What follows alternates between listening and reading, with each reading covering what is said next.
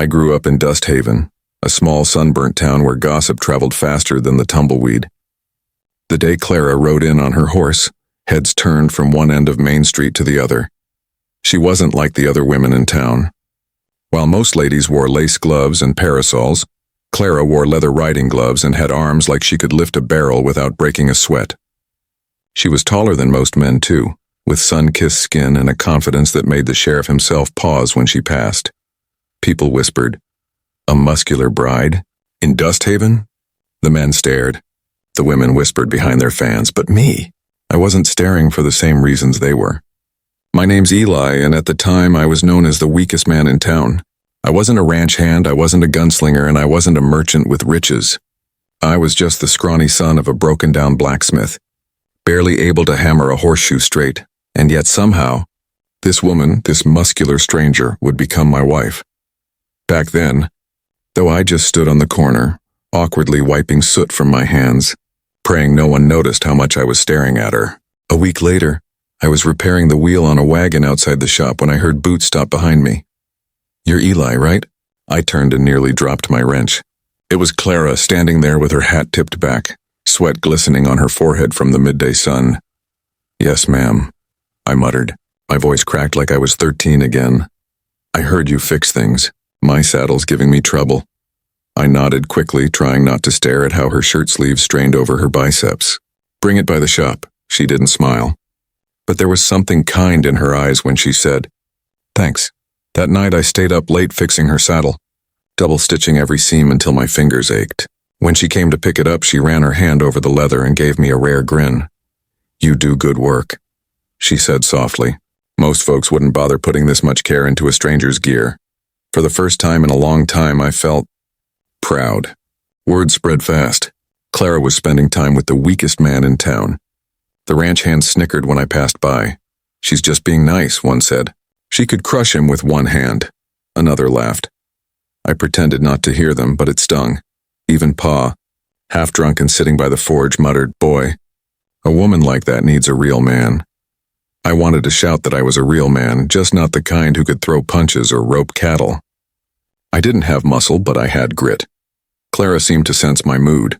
One evening, she stopped by the shop and asked, "You ever ride, Eli?" I shook my head. Never had a horse of my own.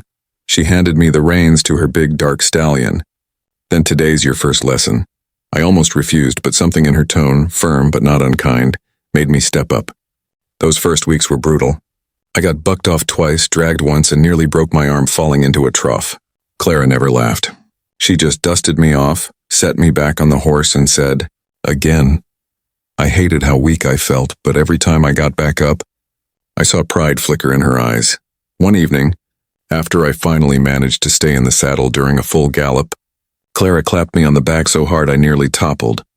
"You're tougher than you think," she said, smiling that rare smile again. That night, lying in bed, bruised and aching, I realized I didn't just want to impress her. I wanted to be the kind of man who deserved her. Months passed, and somewhere between saddle repairs and late-night riding lessons, I fell in love with Clara. It terrified me, the weakest man in town, daring to love a woman who could outwork half the cowhands. But one evening, under a star-filled sky, she looked at me and said quietly, "You ever think about leaving this town?" I swallowed hard. "I think about building a life here, maybe, with someone who makes me want to be better." Her lips curved into a slow smile. "Are you asking what I think you're asking?" I knelt right there in the dust and said, "Clara, will you marry me?" She didn't hesitate. "Yes." The town nearly lost its mind when the wedding was announced. Some folks said it was a joke. Others said it wouldn't last a month. But on the day we stood together in the little wooden church, Clara in a simple white dress that somehow made her look even stronger and more beautiful, I felt like the luckiest man alive. When the preacher said, "You may kiss the bride," Clara pulled me close before I could even move. The whole town gasped, and then cheered. I wasn't the weakest man in town anymore. I was Clara's husband. Marriage didn't magically make me stronger overnight, but Clara believed in me in a way no one ever had. She trained me to work the ranch, taught me how to lift, how to fight, and how to stand tall when people doubted me. 1 year later, I wasn't just a blacksmith's son anymore. I was running my own forge, building saddles and wagons for half the county. People respected me, but the best part was coming home to Clara every night, where we'd sit by the fire, tired but happy. One night, she rested her head on my shoulder and said, "You know, Eli, you were never weak. You just needed someone to show you." I smiled, squeezing her hand. "Guess you changed my life forever." A year into our marriage, just as life seemed steady, trouble came riding into town. Clara and I were sitting on the porch one hot afternoon when we heard the sound of hooves thundering down Main Street. A group of rough-looking men rode in, dust rising behind them like a storm. "Outlaws," Clara muttered, standing up and resting her hand on the rifle by the door. They weren't just passing through. They made camp on the edge of town.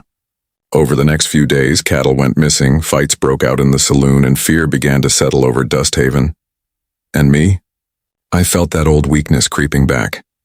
"I can't fight men like that," I told Clara one night. "Yes, you can," she said firmly. "You've come too far to hide now." The next day, the sheriff called a meeting. "They're coming for the ranchers next. We need men who can ride and defend the town." For a moment, I almost stayed silent. The old Eli would have. But Clara's hand squeezed mine under the table, and before I knew it, I said, "I'll help." Some of the men snickered. "Eli? The blacksmith's boy?" I ignored them. "I've been training. I can ride, shoot, and I won't let this town fall apart." For the first time, I saw surprise when maybe respect rose in their eyes. The outlaws came at dawn thinking we'd all be too scared to fight, but I was ready. I'd stayed up half the night forging iron barricades and sharpening tools. When the gang stormed the corral, I was there, rifle in hand.